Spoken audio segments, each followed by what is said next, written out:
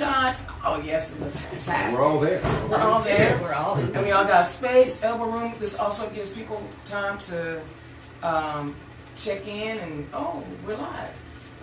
But yeah, this and we usually get around 1,500 views per episode. Good. So depending on where you live, it kind of determines that. But I tried to put it on social media today. yes, I saw that and I shared it. Yeah. So it's always about communicating with the people. And then once he tells me we can go, we can go. Cool. I'm gonna do this again tomorrow. Are you? For Amplify Indy. Okay. Okay, cool. Get yourself out there, girl. I've never been to this area, and they really have It's amazing. done a lot. Yes, yes. Yeah, in some cases, we know that gentrification can be harmful to communities, but this is wow. Yeah. And then you get the Bonner Center, and with him owning this building and taking it over and renovating. So this is his building. Yeah, it's Phil's building. Okay. So he owns the building. He said he has a 120 seat theater in the back. You're kidding I me. cannot wait till it's done Awesome. because Democrats gonna be partying in this building. Oh yeah. Wow. That's awesome. I looked back there. You did? It's a big space. Wow. Awesome. Good evening, everyone, and welcome to another episode of Turn Left. I am your host, Indiana's own Dana Black. Wow, what another fantastic week. We were able to accomplish some amazing things in the Democratic Party. But first, let me give a shout out to RadioNext.tv, who allows us to have this platform. Yo, how many times I gotta tell y'all I need lights? How many times I gotta tell y'all? Go visit RadioNext.tv, become a sponsor, advertise on our platform. There are many ways that you can share your information because we are all community all the time. And we are coming live from you, 10th and Jefferson, right here at Office Plex. This is an awesome building. Y'all know I get excited about a brother owning the building, a brother owning the station, and a sister who dresses like a brother owning the show. What? Come at you, girl. Hey, good week this week. Indiana Stonewall Democrats, thank you so very much. We did a day of action for JD Ford. We were about 10, 12 deep. Josh Peters explained to me that in a 2-hour block, we knocked out about 250 doors. That's amazing work. Thank you that came out, because you know what? We talk about representation. We say we want LGBTQ plus representation in our state house, but you got to work for it. It's not going to happen unless you get out and make it happen. So thank you to all those volunteers that came out and made it happen. So I have a few things I want to go over.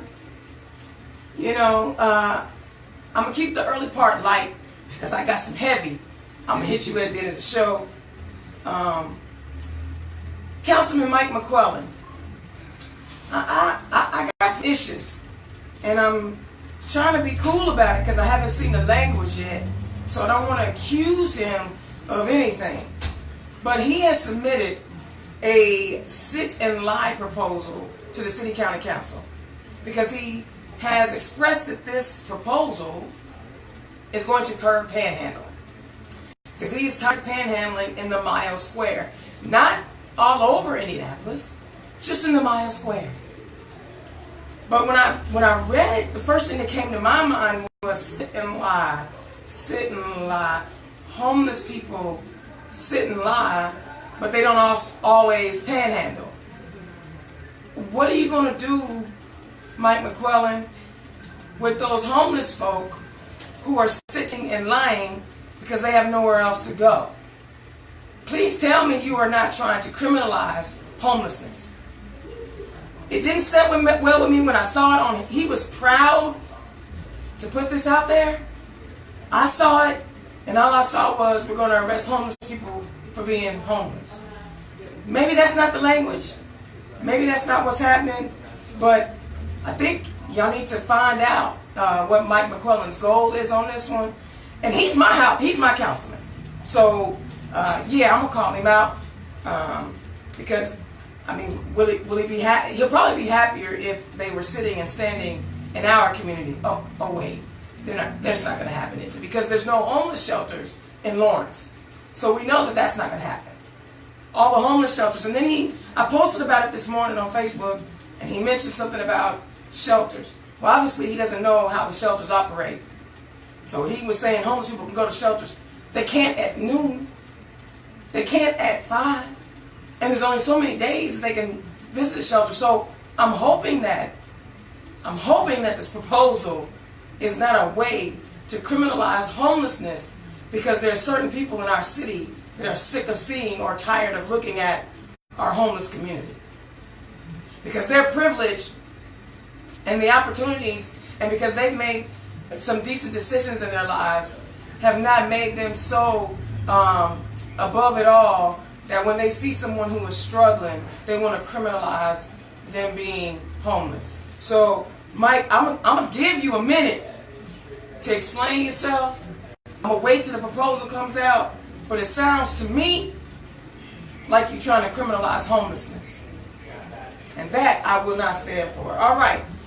I really love the Kokomo News. They always give us good information, and I'm always on the Kokomo News. They shared with us today that a study by the American Association of University Women released a U.S. Census Bureau data to determine women nationwide only make 80% on average to what men make. But in Indiana, there's a 27% gap, whereas nationwide it's 20%. In Indiana, it's 27%.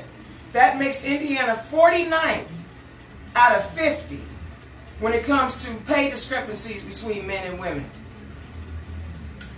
All I can tell you is that there are several women on the ballot this year, and only 20% of the women are being represented in our state house. If we want to fix this right here, we better elect some women. We got to do better with that pay gap. But apparently in Northwest Indiana it's even worse. Actually it's up to 33% in Northwest Indiana, the pay gap between men and women. This is a problem. Especially when, if a woman is assaulted. I'll get to that later. I'm not going there. I'll get to that later. I'll get to Kavanaugh later. I want to end my little newsworthiness on a high note. Hopefully it's a high note. NIPSCO, which is one of our utility companies here in the state of Indiana, plan to eliminate coal-fired electricity generating plants within the next 10 years. So they have a tentative plan to eliminate these coal-fired plants. I hope they get there. The move is to retire its 18,000 megawatt coal-fired generation, will significantly accelerate carbon reductions across the NIPSCO footprint. So at least these guys at NIPSCO are thinking about the environment. They're trying to reduce their carbon footprint. Please, I hope this is positive and you're not like going to fracking or something like that that's going to cause some other kind of damage. Hopefully you got some other plan. But they say they're looking into more renewable energies. So our energy providers, we need you to do that. We need you guys got the smart people and all the money because you got ours, got all our money. Could you find ways to protect our environment? I wanted to share that because of NIPSCO. If you're doing good work, I want to share that good work. And you guys, they look like they're trying to clean up the air in Indiana. All right. I'm going to get to my guests tonight because I want to make sure that we get an opportunity to chat with them. We got a little different shake-up today. So I had Chris Gamble was coming on, but he had some positive family news that was going on this week, so he couldn't make it. So I was able to secure and have our Wayne Township Small Claims Judge, Gerald Coleman, here with us. Gerald, say hi to the people. Hello, good to be here. Excellent. And of course, my girl from Johnson County, Cindy Reinert, who's running in House District 58. Welcome to the show, Cindy. Thank you. All right, y'all. So I'm not going to hit any news up just yet because I'm telling you, I got a thing I'm going to get out of the system later. But Cindy, you're running. This is your first time running for office? It is. All right, I'm going to start with you. Okay. Because you're the rookie in the game. All right. Tell people who you are, where you come from. Okay, my name's Cindy Reinert. I'm a retired lawyer, bartender, I could go on. But people keep telling me I'm going to be a lawyer forever. So I guess lawyer's it. And I got tired of being mad every day. Wait, before you jump there, where you going from? You don't just jump down a lawyer.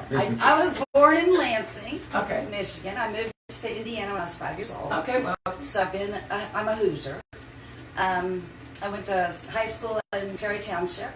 Was the first graduating class from Perry Meridian High School. Wow. Lived in the same house 6 years. Went to 6 different schools. Wow. They were changing the system. So yeah. After graduation, I had a daughter who's my only child. She's got 2 children. I have a grandson and a granddaughter. Okay. And I have a 3-year-old great-grandson. Wow, you're a great granny? I am. Don't tell nobody, we won't believe it. We won't believe it.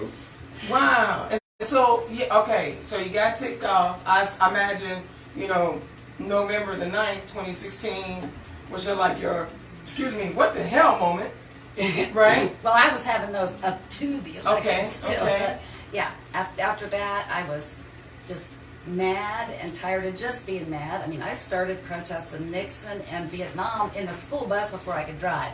I would make signs at night, I'd put them up on the window of the bus. I had my little POW bracelet, my MIA bracelet, and so I love that. That's a great story. my grandma would call me a rabble-rouser. I love That's it. the word she would Good use. trouble. You were causing good trouble. And so I've always done that. I marched for the ERA in D.C. Oh, wow. I've marched with NOW and NARAL, Planned Parenthood. I've done all that. Okay, so you've done all the activism, so now you're trying to turn that activism into policy making. Exactly. Yeah, so what was the shift? What made you go from, because you could just continue to be an activist. Because I thought to myself, I can do something about this. This is dismal. I mean, how can you be 48 in the country in quality of life and not want to do something about it? Okay, okay. Because I noticed nobody else was doing anything. Who you running against? I want to just I'm get running against Woody Burton. Woody, she said she wasn't doing nothing. Nope. Nothing at all. Woody Burton. Okay, that's the last time we saying his name. Well, I'm glad you stepped up. Before we go deep diving into your campaign, small claims judge, I call him judge because you know what? It's not easy being cheesy. And you are the judge of Wayne Township Small Claims, sir. Tell people who you are, where you come from. Fantastic. Yes, my name is Gerald Coleman, as everyone has been introduced to me. I'm originally from Seattle, Washington. Oh, wow, West Coast. But I was born in Euclid, Ohio, Okay, and moved to Seattle when I was 2 years old. So basically, I grew up there, okay. and I had a great experience there. Actually, when we first moved there, I'm one of 9 children, so we had a large family. Your mama bad to the bone, baby. And we're all basically 1 year apart. Oh, my goodness. So my mom would have kept going. My grandmother convinced her to stop. Wow. Yeah. Go. That's a superwoman. She just enjoyed the kids, and she was a worker. I mean, she did Okay. everything, made our lunches every day. Oh, sort of. wow. That's And impressive. when we moved to Seattle, we lived in the projects for a few years, lived off of government commodities, and of course, in the 60s, you see a lot of injustice. As a young boy growing up, I saw a lot of it. My dad arguing with police officers and things like that, you know. And so I determined when I saw all these things growing up that I wanted to do something for myself. I just didn't know what I was going to do. Okay. So I just got to throw this out there. Was you a Jimi Hendrix fan? I like Jimi Hendrix. My brother used to try to play, you know, his music with that electric guitar. Oh yeah. Well, you know, Jimmy was left-handed, and so right-handed players couldn't get their riff because he was playing left-handed. And my brother was right-handed, but he tried. He tried. Well, I just know that Jimmy's from Seattle, and you know, y'all about the 2 only black people I know from Seattle. Yeah, So. but they're crazy about him over there. Yeah, yeah, And still yeah, are. to yeah. this Yeah, day. yeah, I know. So small claims, right? So this is your second term that It you're is. working on. It is. And you're on the ballot. Yes. Tell us how your first term has been. What experiences have you had that just have, you know, changed your mind about some things, enlightened you on some things? Absolutely. Well, I practiced law. I had my own law firm, and I practiced in my own firm for about 12 years before I became a judge. And I decided I wanted to be a judge in law school. Okay. And just because I had this sense of justice, wanted to, you know, make any wrongs right, that sort of thing. So I felt that would be something I wanted to do later on in my career. Okay. So when I finished law school, I practiced at a law firm downtown. I went to work for state government for about 9 years. Absolutely enjoyed it. That was eye-opening for me. And then I started my own law practice, and then, you know, decided to run for judge in 2014. Okay. Now, I had no idea what it would be like being a judge. Right. But right. when I became a judge, I realized right away this was going to be one of the most fulfilling things. Wow. It's hard to describe. I did not anticipate this, but there's no greater feeling than to be able to take a situation, you know, analyze it, and be able to, you know, if something is wrong, make it right. Okay. And whereas, when you're a lawyer practicing, you argue before judges, and you hope that they, go along with you, with your argument, Yeah. Because you obviously feel that your argument is right. And the other side feels like their argument is right. So you're at the judge's mercy. Okay. What is the judge going to decide? But here, you actually have the ability to do the right thing. Okay. And there's no greater feeling to me than to be able to have a couple of different fact patterns, fact scenarios, everybody, these two sides telling me their side of the story. And then I have to decide what is the right thing to do. Okay. There's no greater feeling than that. And so now it's an awesome responsibility because it's actually humbling, because judges have a lot of discretion, a lot of authority, a lot of power. So that has to be humbling because you have to do the right thing. You always want to do the right thing. And so I remember when I first started, when I started in January of 2015, the first week of court was canceled because we had bad weather. So in the second week, my first day, I had 350 cases. Ooh. Oh my gosh. And I said to myself, is this house going to be? Man, that would have been like, I had a lot of cases. Now, fortunately, most of those individuals did not come before me. A lot of the cases settled out. The attorneys called them up. Sure. But I had a lot of cases that Right. And so I was just getting used to it. Okay. But right away, I noticed that, when it came out to do something, I realized, well, wait a minute, I have to decide. I have to actually do something here. And so that's what sort of got me going and got me realizing, the awesome and the incredible discretion a judge has, to take something, a situation, and fix it and make it right. And that's basically what judges try to do, particularly in small claims court, because we have most of these individuals, they're pro se individuals, they don't understand the law, and all they know is they feel they've been wrong, so they bring a case to small claims court. So as a small claims judge, you have to treat these cases a little bit different than they would like in Superior Court, because there's a lot of emotion involved in these cases. You have to let people vent, get their story out a little bit. Then you have to make sure you get all the facts in, and then you have to decide. And sometimes you can tell them on the spot what the decision is. And sometimes they're so emotional you have to wait and say, okay, I'll send you this. I'm gonna send you this later. Because they're so emotional. Hey. So he's talking about interpreting the law as the judge and things like that. You're talking about creating laws. Yes. So talk about some of the issues as you're. So yes, we're going to switch back and forth between the legislative branch and the judicial branch. Hello, we can do That's that. good. We smart on turn left. That's right. This ain't Dr. Seuss. We got this. So talk about some of the issues and the concerns that you have and things that you want to work on when you're elected. Well, it's hard to pick some. Okay. It's hard to just pick a few, but I have finally done it. Okay. A hate crimes bill is definitely at the top of my list. Okay. Education. I actually have a group of teachers who formed their own Facebook page called Teachers for Cindy. That's what's up. Because they're so angry at the way the legislature had treated them all this time. Give examples of the treatment that they're angry about. They no longer have bargaining rights.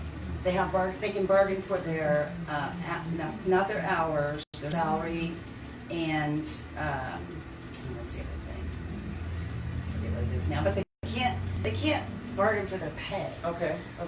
Or they can bargain for their I know they can't benefits. strike in Indiana. Right. So they can't do like they did in Oklahoma. Yes.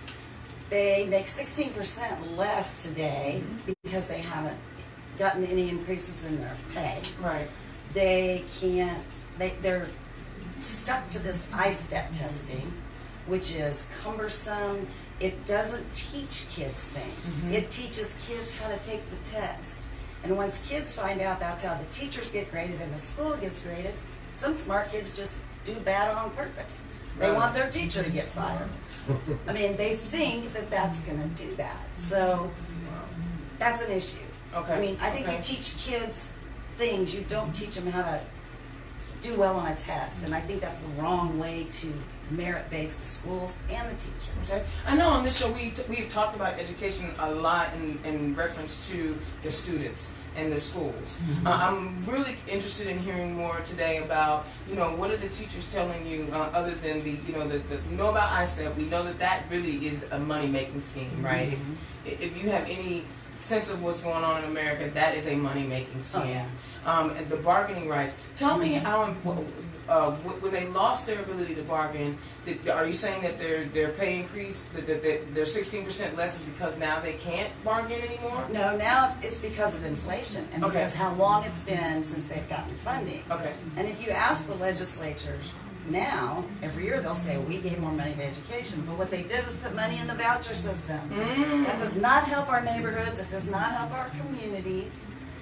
It helps whoever wants to go.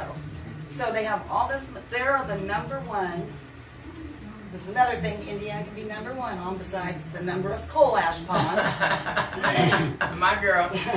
They're number one in the amount of money they put into vouchers every year. Yeah. And I grew up in a public school. My grandkids all went to public schools. Judge, you went to public schools, didn't you? Actually did not. I went to private school. Private school. I was blessed to be able to do that. Okay. That's awesome. But see, that was in the 60s, right? The 60s or the 70s, so it's a totally different ballgame. Yeah, Okay. Indeed. And your mom had 9 kids and 6 children? 9. That's a superwoman. Well, thank God for grandparents too. Okay, there you go. Go ahead.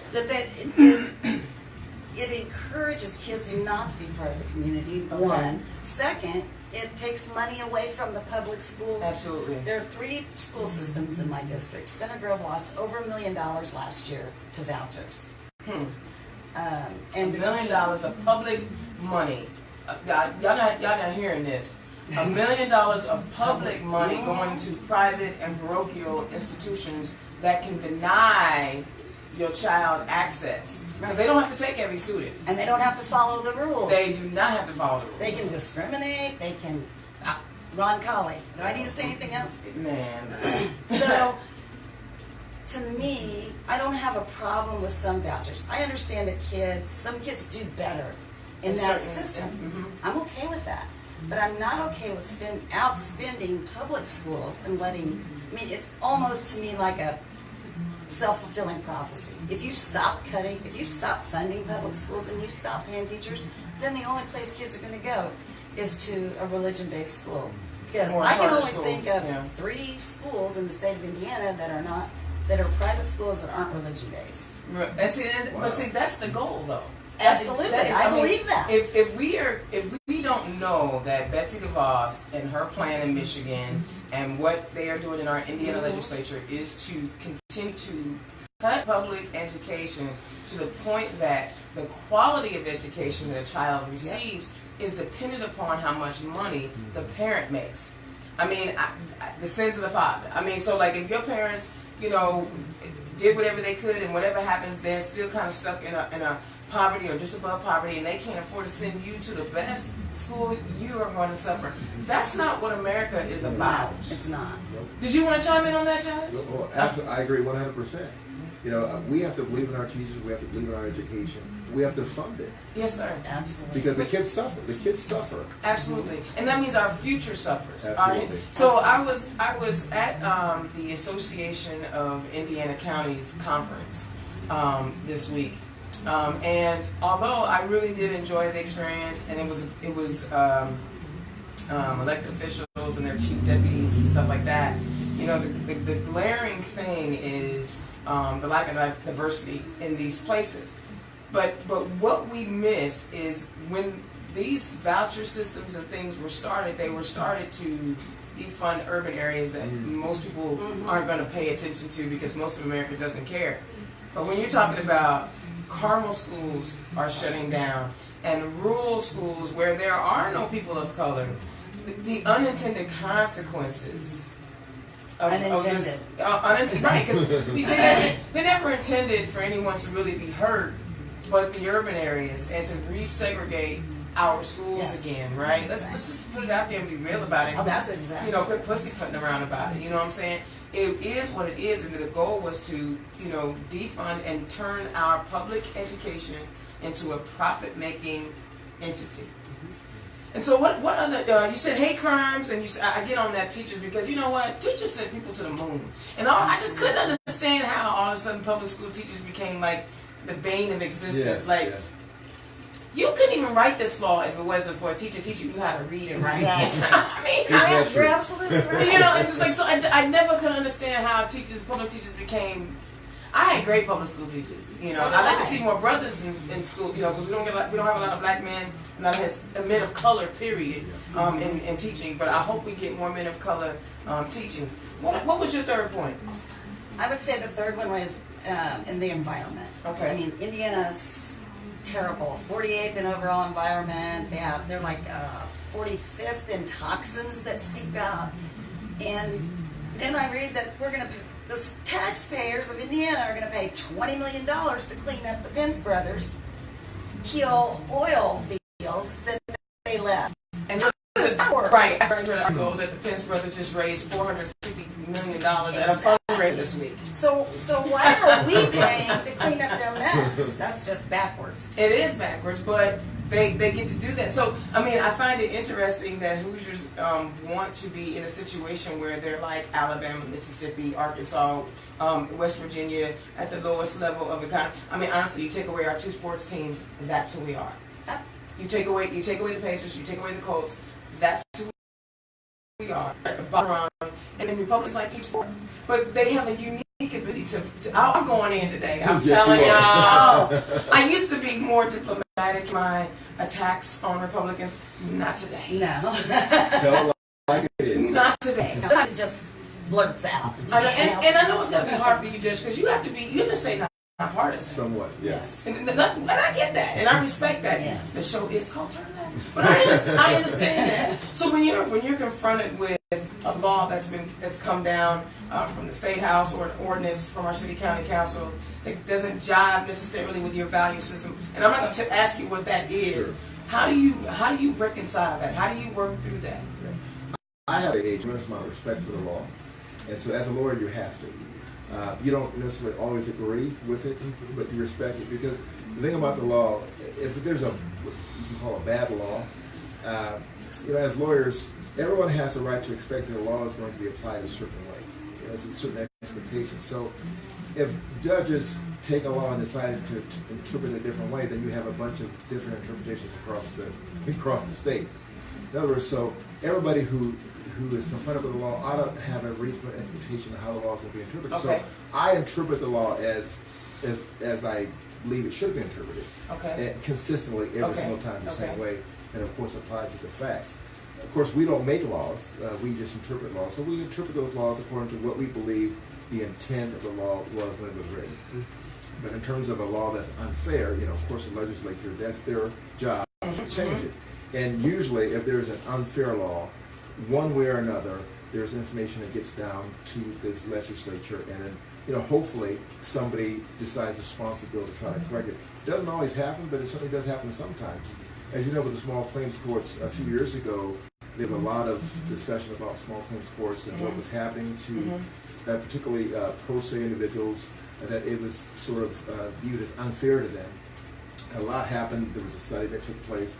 And then actually there was a desire to change some of the rules in small claims court, which they did. They came out with an entirely new set of rules that sort of even the playing field for individuals who come to court without an attorney. So that's a situation where there was believed to be widespread abuse for these consumers that would come to court, who many times were not educated and did not know what to do, how to handle these kind of cases, and many times they were at a disadvantage. So you had a situation there where there was a study, there was discussions, and rules came out of that. Small claims court rules that actually made things better for the consumer. So that's an example where it actually did work. And as a judge, do you seek counsel from other judges? Where do you? I mean, certainly I do.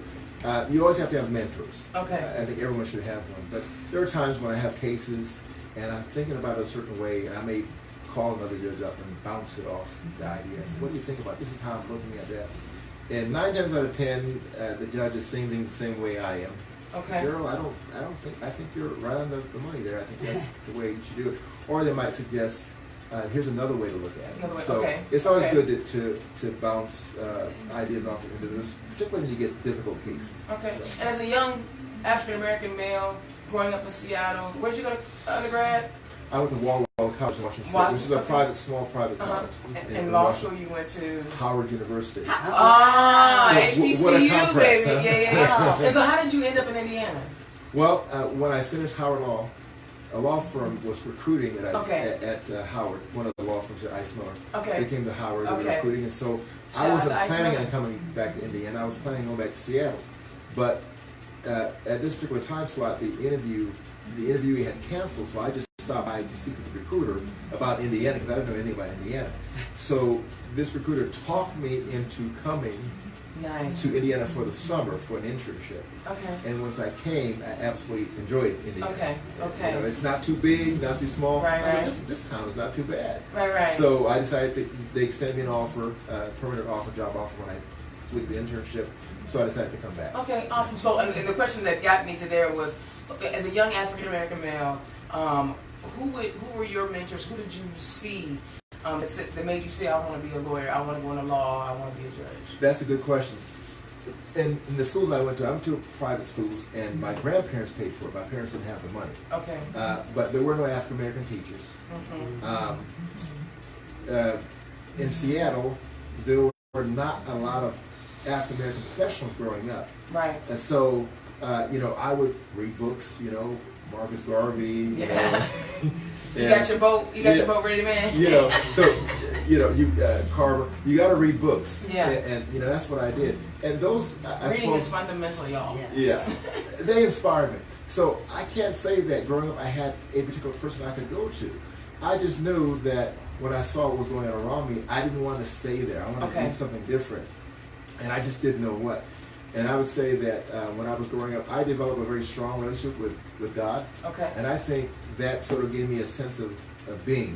Okay. To do something with yourself and to whatever is before you, work hard at it and study hard, and it'll get you somewhere. And that's what I did.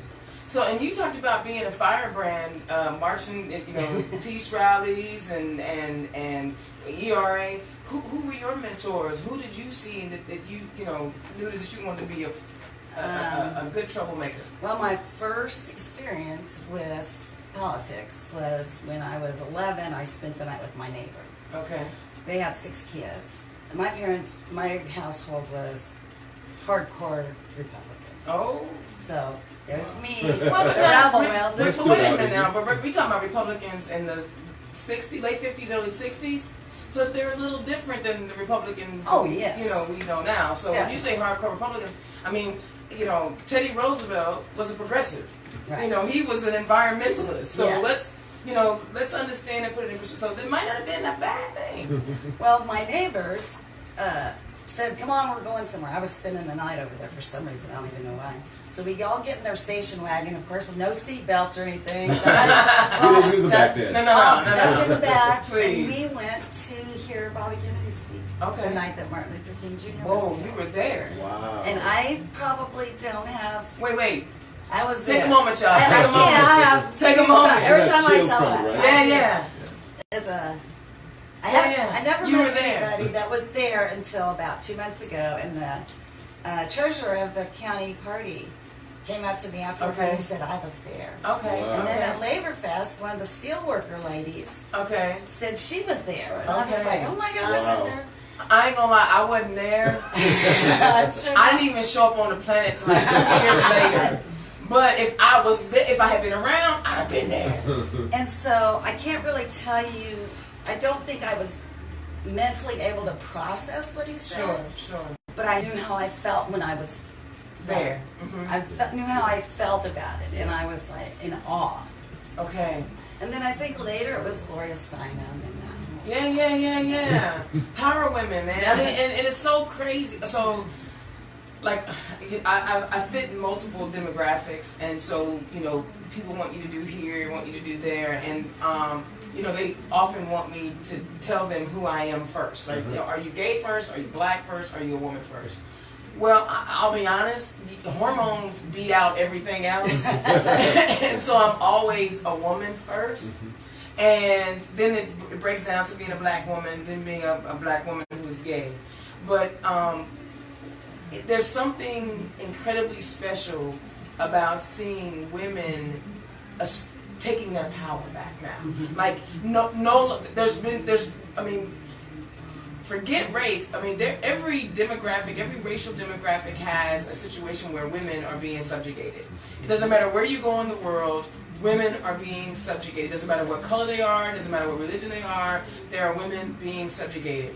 And so, yes, in America, it's the white-black dynamic, or if you go in you know, Northern Africa, it's in Muslims, it's the male, but women are being subjugated. And so when you say Gloria Steinem, I get that. Because Ida B. Wells and Angela Davis, those women. Angela Davis. And see, Angela Davis may not ever call herself a feminist. Oh, big time she was. I know, but she was so, and that's why it drives me crazy when I hear black folk talk about feminism is destroying the black family. This woman, so when you think about what the Black Panthers went through, most of the brothers who could get away ran to Cuba. They did what they felt like they needed to do, but they ran to Cuba. Angela Davis, the feminist, said, let's go to court. And she took the boys to court, and she walked out a winner. That's a power black feminist. If you don't understand what black feminism is, go read Angela Davis. I'm talking Ida B. Wells, all of that. Anyway, so I love that you were an activist at a young age, and now you're turning that into policy making. What's the first bill you want to work on when you get elected? Hate crimes bill. Okay. It is ridiculous that we don't have one. It's absolutely unconscionable that we don't have one. There's only 5 states that don't have one. Yeah. Why? Because they can't write transgender on this paper? Well, no, they do have a problem with that. Because do. people think the humans are binary. I know. Listen, there are certain people who believe that there are only 2 sexes, and I get why they think that. Right? Because we can't see underneath each other's clothes. And if you dress like a man, you must be a man. If you dress like a woman, you must be a woman. Don't look at me. I'm messing it all up. Don't look at me. But we already know scientifically that people are born genetically in varying degrees. And so we don't know what those varying degrees actually turn out to be as they get older. And so as humans, we have to be, I think we need to be more sympathetic. You may not understand what it is. I don't always understand what it is to be trans. I don't get it. I know I'm a woman. I know what it feels like to be a woman in a woman's body. I don't know what it means to feel like my body is opposite of how I feel. But that doesn't mean that I'm going to treat you poorly or diss you or treat you like you are subhuman because I don't understand your planet life. And maybe it's because as a black person we've gone through it. As women we've gone through it. And of course as an openly gay, masculine woman, I've gone through it. And so when you work on the hate crimes, I'll be right there cheering for you because I want to see that get passed. And I think I would say almost every candidate that I've talked to has said something about that. It's just, and their argument is that, well, judges can make the sentence stricter if they feel like it's a hate crime. Well, you know how that's applied, right? Oh, yeah. Arbitrarily. Arbitrarily. Yes. No, I want it on paper. I want it in there. Yeah. And you know what? I was going to say something about your numbers about the discrepancy between. If you look at black and Hispanic women, it's even lower. We already know that It's women of color. horrible. Oh yeah, it's much worse. It is much worse. So, Judge, when you decided that you wanted to go on small claims, had you thought about maybe doing probate, Judge? Or you thought about being a criminal court judge? What drew you to small claims versus one of the other judgeships that are available? Well, initially I had thought about circuit court. Circuit court. Okay. And I started out actually running for circuit court. But near the end, I decided that wasn't going to be a successful endeavor for me. Okay. And so a friend of mine actually mentioned the small claims court. I had never thought about it. Oh, wow. And I practiced small claims court, hadn't been it before. So I thought about it and I said, wait a minute, the opportunity is there. And I want to be a judge, right? So let me go ahead and give it a shot. So I did, and I won. And it was better than I thought it would be. And I've been, of course, when I practiced in Superior Court, practiced in small claims court. But Superior Court is totally different than small claims court. And so, I'll be honest with you, I really don't understand the differences between, I know small claims court, I get that one. I don't know, do you mind just briefly giving us the difference between Superior Court and Circuit Court? I know criminal court, that makes sense to me. One big difference between Superior Court and small claims court is the type of evidence that can come into court. Okay. See, a small claims court is very informal. It's designed to be informal. And basically, you know what the term hearsay means. Yeah. In Superior Court, that would not typically be allowed. There are some exceptions, but typically hearsay is not allowed. In small claims court, it's totally different. Okay. You can actually base a decision entirely on hearsay. So you have to be careful with it. You know, Okay. he say, she say, that comes in the small claims court. So it's very informal. Okay. But the nice thing about that is you can let it all in, and then you can decide what to believe. Okay, all right. So because, you know, these individuals are not sophisticated lawyers, you know, they're just trying to get their evidence in, Right. and they don't know how to, you know, the proper elements to lay a foundation to get a document in. All those rules go out the window. Okay. And we just typically let the document in. There's some opportunity to make objections to certain documents if maybe they're not reliable, but basically pretty much everything comes in for the most part, and then you get it all in, and then you decide. So I'm glad that this is the route I took, because it is so fulfilling. Okay. And the type of cases that we have, the people that come before us, a lot of family type cases. Unfortunately, we have family I members believe it. suing each other, which I had no idea it was that bad. Yes, I honey, had no because idea. you know, yeah, they say blood is thicker than water, but you know, sometimes that blood is tainted. Personal experience, you know what I'm saying? It can get real ugly real quick. You come sit in my court. No, I had to hire my own lawyer for my own familial nonsense. So I get you know, yeah. So I get that. So I imagine you kind of have to go, okay, y'all do know that y'all sisters, and when this is over with, y'all still gonna be sisters. Those are actually the worst kind of cases, the family cases, because So there's so much emotion. emotion in Yeah. the Yeah. cases. I spend a lot of my time in those cases just trying to keep people calm, and sometimes I have to send somebody out because it's getting emotional and might, you know, get it at a certain point in time. So those cases are one of the most difficult cases to deal with, and so I rarely decide those cases on the spot. Okay. I usually take it under advisement because they're so emotional. Okay. So those And you have a calm demeanor, so I try to stay calm. The it judge will has to work. stay calm. Yeah, you see, I can never be a judge because I be like, what the hell you talking about? Then you know that evidence wasn't no good. Now go back outside and get you a better detective because that one was bad. That's never gonna work on a bench. That's never gonna. That's never And gonna I work. sat on a bench a few times, and I loved it. Did you really? It's fulfilling. It really is. Wow. Mostly in child support court, Okay. Oh, and look at you. What experience? I You gotta remember bring that that. experience down, girl. I remember the bailiff named Charlie Uh-huh. used to say, I can tell when you're getting ready to send somebody to jail. I just put my hand back here and get my hand. Uh-oh.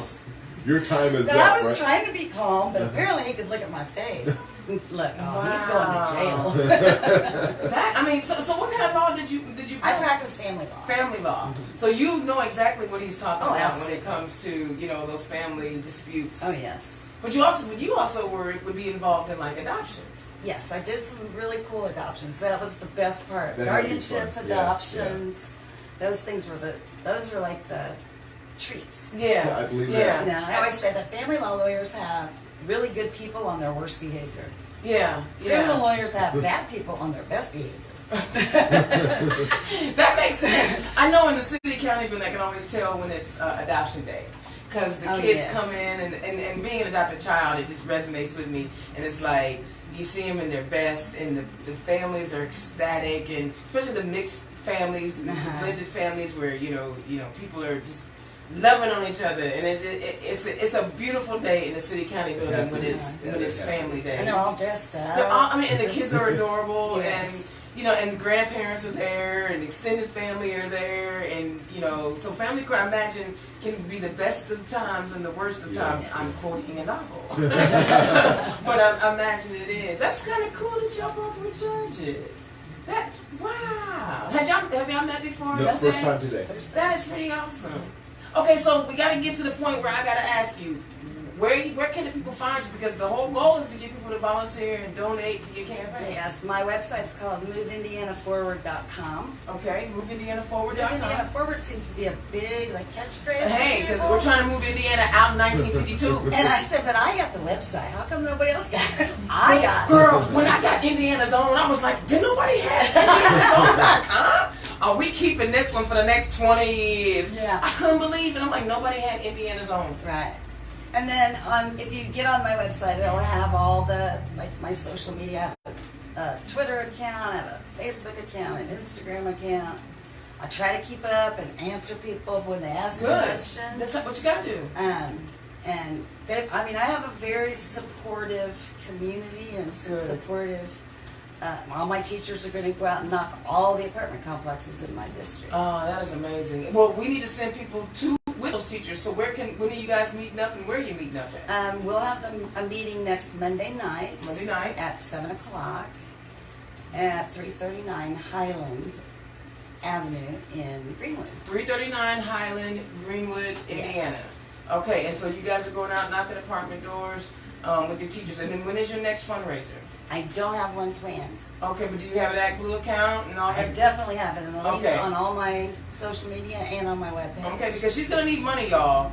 She's gonna need money. She needs help, and this is the whole point of this, is to make sure that people understand where to find. Now, I know, sir, you can't solicit funds, right? Right. But tell the people where they can find you. www.gcolemanforjudge.com. 4 is the number 4 for judge.com. Okay. And You also, can hold that up if you yeah, wanted to. oh, there we go, right Yeah, here. you can hold that up. There you go. And They'll capture also- it and pause it later. That's right. And they can email me at gcolemanforjudge@gmail.com. Okay, and you will be on the ballot in Wayne Township. So those are and you're on the ballot down in Johnson County. And that I have a feeling, and it's just me. I really believe, because of the activism of women in 2018, that our down ballot candidates, because we have so many phenomenal women on the down ballot, that we are going to help our up ballot. I really believe. I think you could be right. I really believe that groundswell of women being involved in this thing and turning out and showing. I've had so many women on the show who are first-time candidates. It's going to help the up ballots. But you have an amazing candidate running for Congress in the 9th District there. Oh, yes. And Liz Watson. Yes, I'm a Liz Watson groupie. I'm going to need y'all to get over that. I'm a Liz Watson groupie. So, yeah, that's good stuff. I'm excited about your candidacy. It doesn't matter, when you start your journey. Just start your journey. Yeah, absolutely. And I'm definitely not going to be in there for 30 years. No. Probably not. I just want to be in there long enough to fix all the stuff Do that's some good. broke. Flip some seats. And I know you're not planning on being small. I don't want to put you on the spot, but I'm sure this is like a. It's a stepping stone. Yeah. You never know where You don't want. I don't. God's gonna take you. You never know. You never know. But I'm enjoying it right now, Okay. and we'll see what the future holds. So. Absolutely, and I love that you guys are both keeping your options open. I love that you're stepping up. I love that you're being a role model, that people Trying can to be. see you. I mean, it's so important to see women running for office, men of color being judges. That is so invaluable. It cannot be lost on our listeners what you two represent. And I'm gonna assume, and I ain't feel like ask your age or nothing like that. But I'm gonna assume, since you was marching in the 1960s, you over 40 years old. Oh, yes. Just a little bit. Just a little bit. Just a little bit. And there's ageism in our society yes, too. And I wanted to say, as a woman of a certain age, that's also impressive that you are willing to do something different. At this point, most people be like, I'm settled, I'm good, I'm tired. I've accomplished all of this, look at all I've done. But you're like, no, I still got some fire in my belly. Yeah. And And I feel like it's my obligation. It's See. my community. These kids they live down the street. They are the ones, my grandkids, my little bitty great-grandson, they all have to live in this community, right, in this that's right, world. that's right. They all have to, and I have to say something about the environment in Johnson County. Come on now. There's a page called If It Was Your Child. There are 57 cases of childhood cancer in Johnson County. Wow. 23 of them are in Franklin, and the rest are in my district. But they're not bunched together like they are in Franklin. So you've got an inefficient IDEM coming in and sampling this. Something's wrong. Absolutely. And so then now you have the EPA cutting funding, which Wrong time to do it. it's just awful. Yeah. And I can't, I think about that little 3-year-old playing in the same dirt that those kids playing in the same county, and it just makes me furious. Yes. And as it should. Somebody needs to do something Yeah. about that. And you said that somebody might as well be me. Might as well be me. That's you. So that's awesome. I thank you both, because both of you offered, different perspectives on what it is, what our government is. There's 3 branches of government. Doesn't matter at what level. That's right. From small claims to legislators to council people. There are 3 branches. We need to understand that there's the executive branch, the legislative branch, and the judicial branch, and they all feed into who we are Right. as American citizens.